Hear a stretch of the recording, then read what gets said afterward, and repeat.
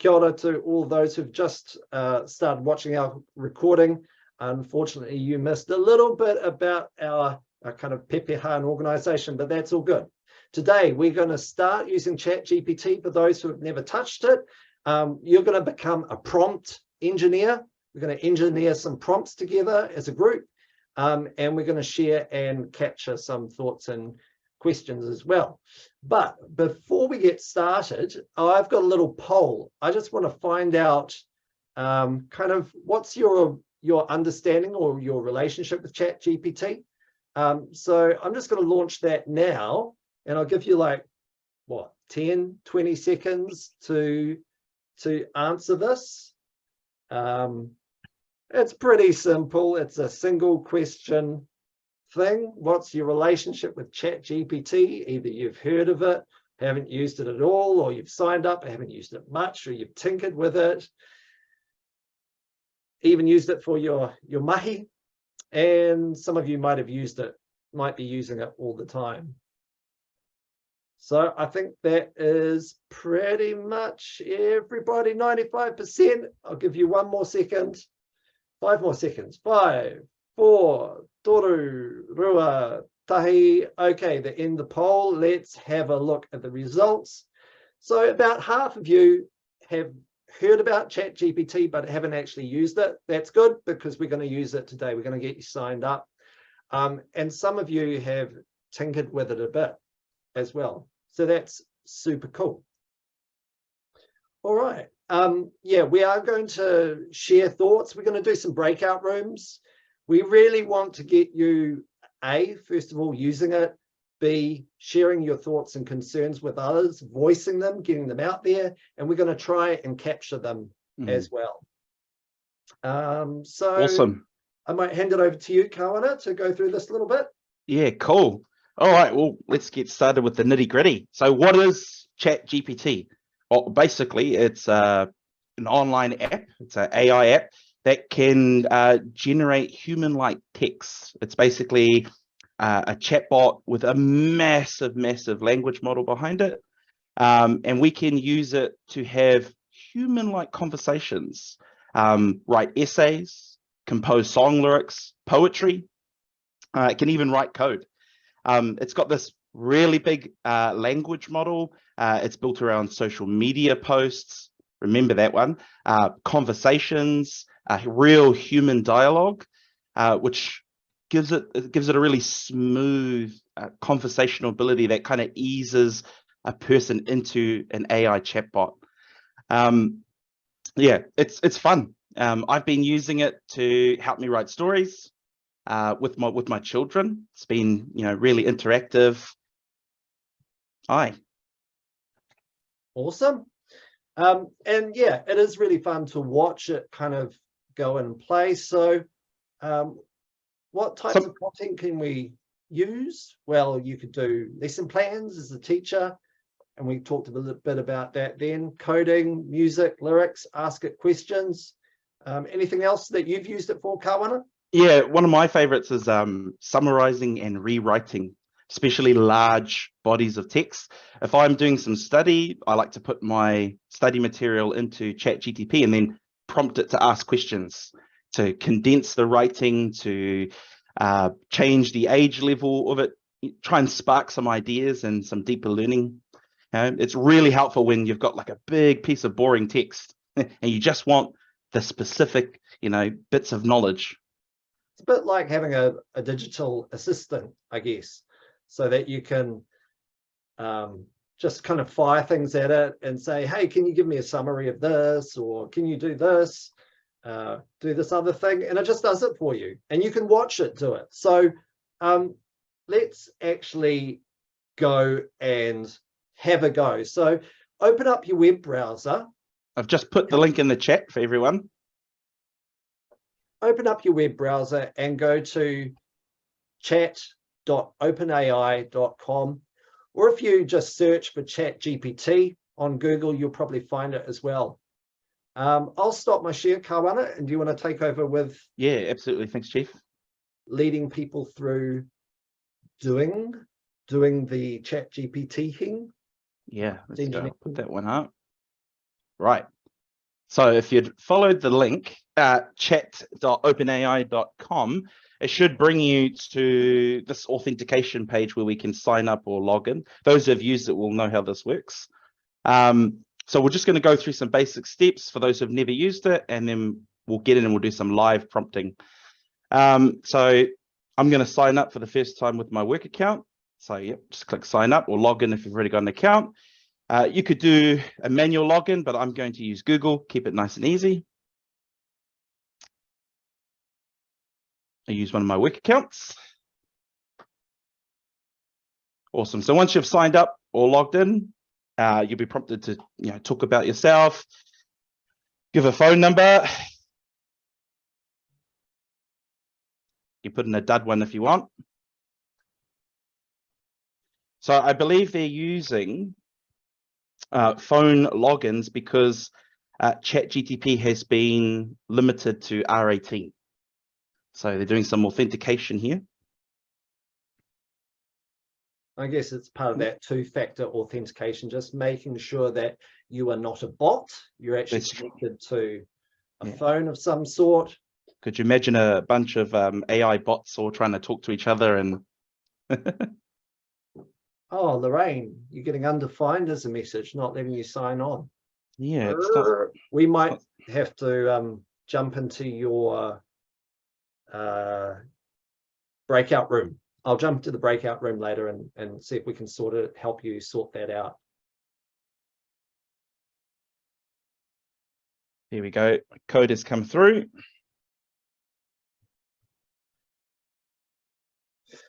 Yeah, that might be interesting, Lorraine. I think Geoff actually called N4L, and what did they say, Geoff? So N4L will block OpenAI. So the company behind ChatGPT is called OpenAI, and it used to be a not-for-profit, but they decided to make it a for-profit because they wanted more investment from other people to really grow the ecosystem. So N4L, Network for Learning, they can disable ChatGPT or block openai.com at your kura, your school, if you want them to. But you have to go and ask them. They're not going to do it automatically. That's what they came back and said to me when I asked them whether it was blocked like across the board. Awesome. All right, so this is the basic first page for ChatGPT. It's mostly free. As Geoff said, they've moved to a for-profit model, and so you can spend some money, $20 US. So what's that? Nearly $30 NZD. That'll give you your faster prompt time. So if you're a heavy user and you want to use it when their servers are full, that gives you priority access. So basic things. Here we get some examples. You can ask ChatGPT questions, scientific questions, math questions. It doesn't have to be formal. It can be informal questions like, got any creative ideas? It's very informal. Technical requests, ask it to write code, construct lesson plans, lots of useful things. It's got some pretty unique capabilities. It's able to remember what you've previously said, which is quite unique for chatbots. That's just like a human, right? We can remember right. what we said just beforehand. Yeah, so you can have a longer depth with them, and it'll remember all the things you're trying to do. You can correct it and train it too. So you can input your own material to help train it for specific things that you want it to do during your session. And recently, they've been training it to decline inappropriate requests. I remember the early editions, they had a bit more heavily biased, racist, sexist rhetoric you could get the ChatGPT to spew out. So they've been working pretty hard on limiting that and just being able to recognize when that's happening. But I guess this is also about like the request that you give it. So if you're asking maybe how do I build a gun? How do I make a nuclear bomb? It might not give you back the results that you want. Exactly. Yeah. So it's got quite a few limitations. Someone said it was a Dunning-Kruger machine, in that it will give you something and it will give it to you confidently, whether it's right or not. whether the information is correct, it'll just say it confidently. So we've got to maintain that human element and being able to check it. Geoff often says that if you're a pro, you'll recognize immediately whether it's giving you something that's quality, that's accurate, that's correct. So it's just being mindful to check through what it generates, because it can produce harmful, incorrect, false information. It's also limited. Even in terms of like citations, like if you ask it to give references, sometimes it will even make up things where it got the references from. Because at the heart of it, I don't know if any of you, if you use Gmail, you might have seen sometimes if you're doing an email and Gmail will prompt you for the next word. You might start a sentence and it kind of suggests in a bit of an outline what you might like to say next. Well, that's basically what ChatGPT is doing, but it's doing it constantly. Mm-hmm. Yeah, and so finally, it's limited. So November 2021, that's as far as it was trained. So if you want to talk about anything that happened after that, it'll just tell you that it doesn't know. Yeah, we checked that today. We asked it about Cyclone Gabriel, and it said, never heard of it, don't know about it, hasn't happened yet. So although its language model is large, it is limited. But that's right. So I think we should just make something. We should do a live prompt. So I'm going to create a lesson plan, and I'm going to pick a topic, environmental sustainability. All right, so my format will be a lesson plan, and I'm just going to use natural language. So I'm just going to ask it a question down here where I can prompt it. Create a lesson plan. Well, keep it generic on environmental sustainability, and then I'm going to add some more detail to my prompt to try and get ChatGPT to focus on something. So I'm thinking primary school children, maybe age 7 to 9. So I might actually tell it a location as well in Aotearoa, New Zealand. And I guess it's a bit like if you've done, when you're searching, doing Google search, and you're trying to get the results that you want, the more detail that you give Google, the better quality or the more likely you are to find the thing that you want. But it is a bit of an art. Yeah. So this is just the sentence here. I'm going to click the button here and see what it generates. So it's just going to start populating.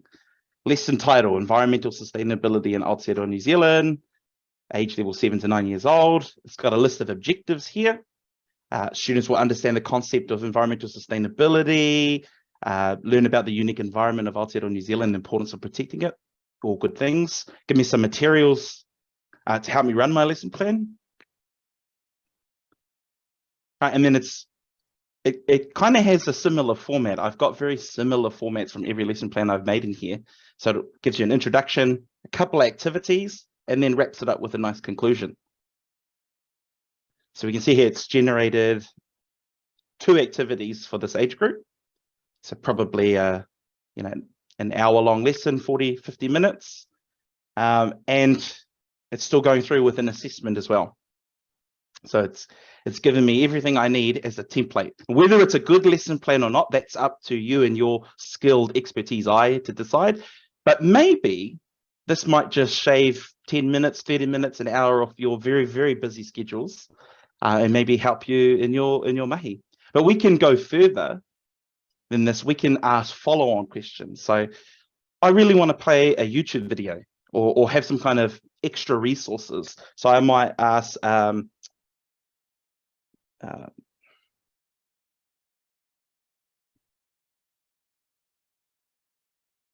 find an animated resource to support this lesson.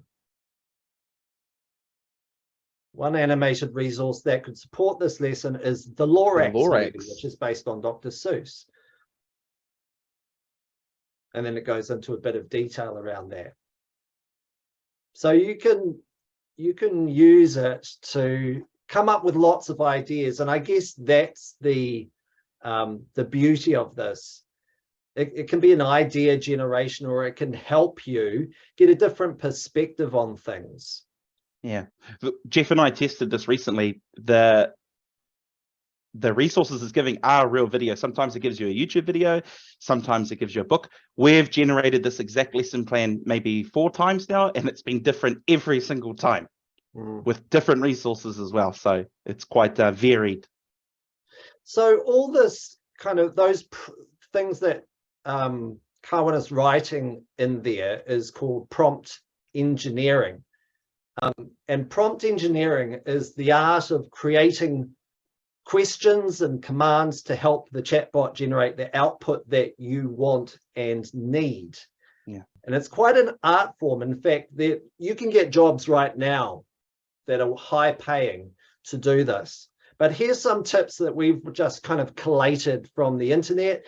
It's not every single tip. There might be some tips for your particular learning area or for different ways to use it. But for some more in-depth tips, Jeff, you can go to OpenAI's website, and they have a whole forum on prompt engineering. Awesome. So yeah, be specific. So as I said, the more detail you put in there, the better. You can ask for a tone and a style of writing. So write it in the style of A.A. Milne. Give me a poem about bananas in the style of A.A. Milne, or as a 5-year-old would write it, or something like that. Providing context. So in Aotearoa, New Zealand, that Kawana said, it's providing a bit more context. You can ask for the format, different content types. You can provide it with examples. So you can actually feed it content. You know, we were talking about the training data that it's got off the internet. Well, you can actually give it a whole, you could give it, for example, a lesson plan you've already written and ask it to write a summary or some other part. So it can feed, it feeds on the data that you give it, and it remembers it as well. And you can ask ChatGPT to change the parts that you don't want or don't like. All right, so it's time to actually make some content and to have a bit of a discussion and have a bit of a breakout. So what we'd like you to do in a group, I'm going to set up some breakout rooms. We've got 30 people here, so I'll do it, try and make about 5 people per room. So I want you to pick 3 topics, think about 3 formats that would be useful, and generate 3 useful prompts for teachers. Then use ChatGPT, test them out. And then we have set up a shared spreadsheet, which, Nita, yes, you can skip the breakout. That's all good. You don't have to break out if you don't want to.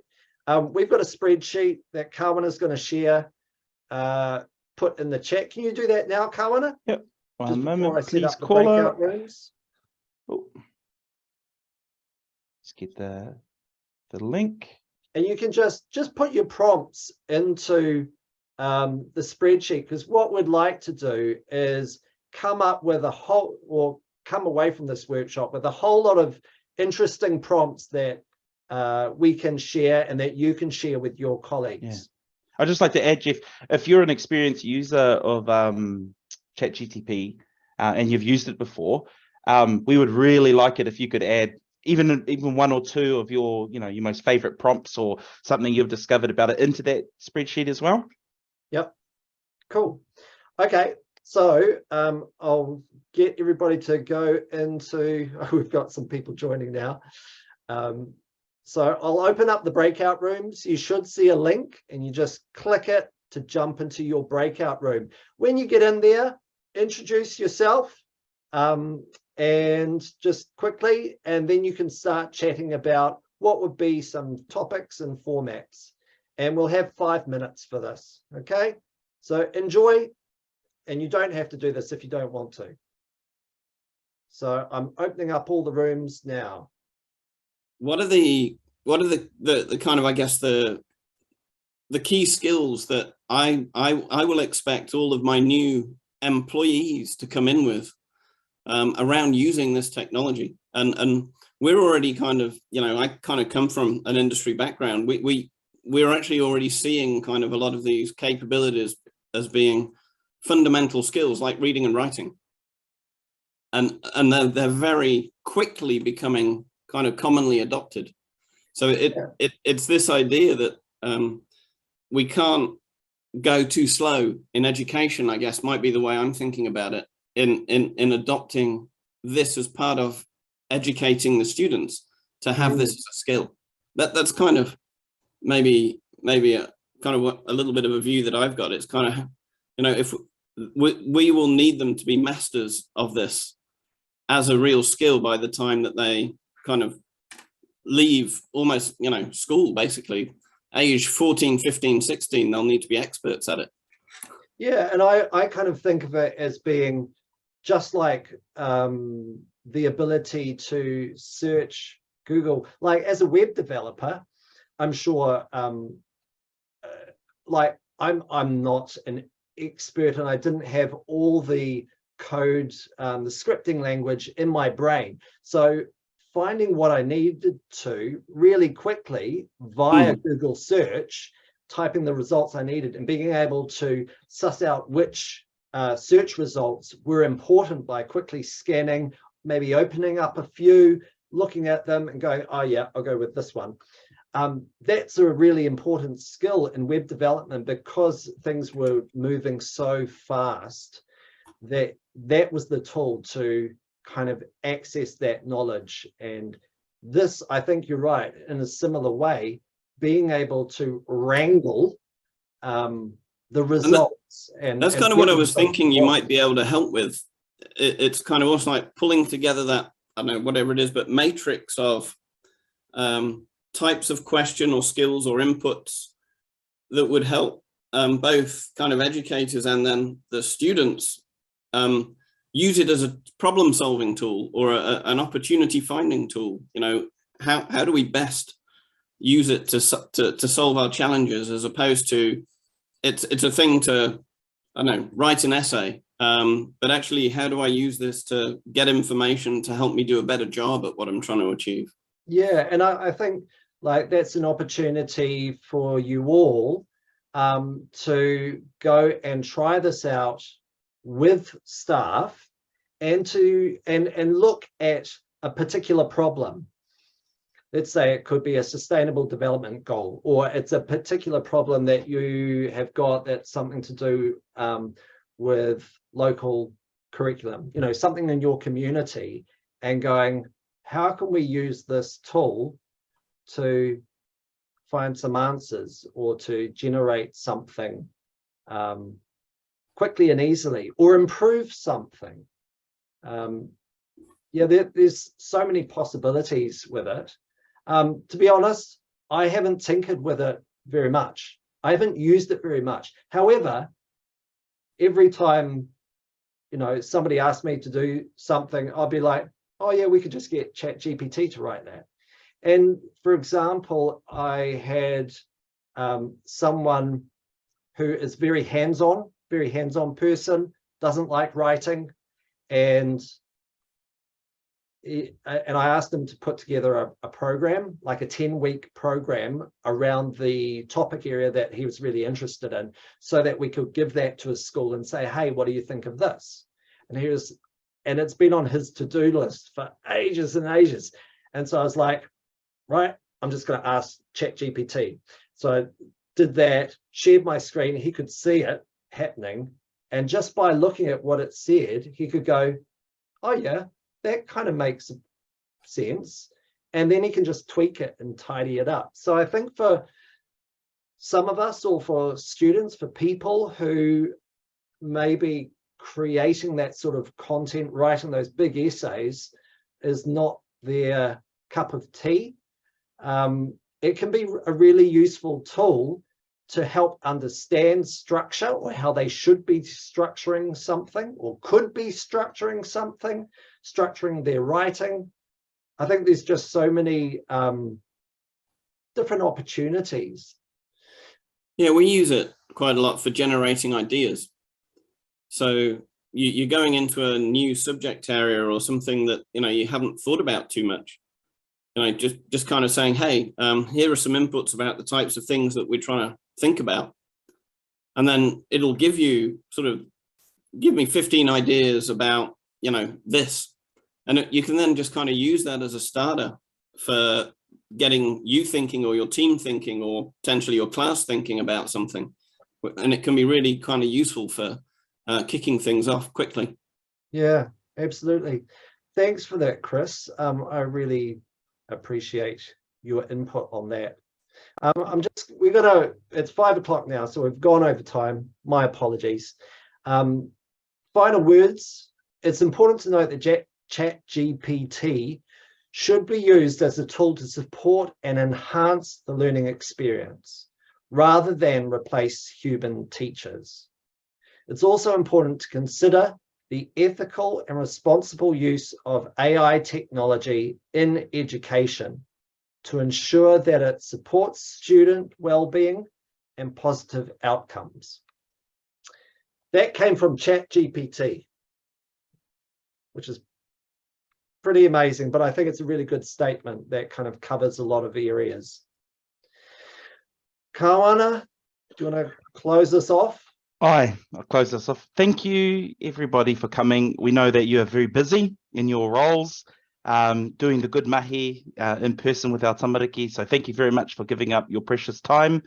And we hope we can create further dialogue in the future as we all kind of move through the space together, try and figure out how this is going to impact education, our students, and ourselves. Kia ora. So I'll just wrap us up with a quick karakia. Kua mutu a mātou mahi mo tēnei wā, manakitia ma mātou katoa o mātou hoa o mātou whānau, aio ki te aorangi. Our work is finished for the time being. Look after us, our friends and families. Peace be upon you in the universe. Kia ora. Kia ora, everybody. And I've just put a survey link in the chat. I'd love to hear what you thought. And we'll also probably send out a link to you after this. We've put this on our Kaiako wharenui. We're creating a course, so we're putting all these tips and things. If you haven't been to our Kaiako wharenui, actually, Kawana, can you put the link into the chat? Yeah, I've got it up here for us. Yeah, it's a race. There we go. You've got it. Yeah. Can I just add, Geoff? I actually think that a lot of the questions coming from you as educators is really, really valuable, important, especially for people like Geoff and I who are working on a real tech focus on the background. You know, we really appreciate you know, those important questions. And honestly, I was really excited to hear what you all had to say. So jumping through the breakout rooms was really awesome for me. And thank you all for coming today. It has been absolutely awesome. Go have dinner, go have a wonderful evening, and we look forward to seeing you sometime in the future. Don't joke, Geoff, they're teachers, they don't finish till 8 o'clock. Kia ora, everybody. Kia ora, everyone.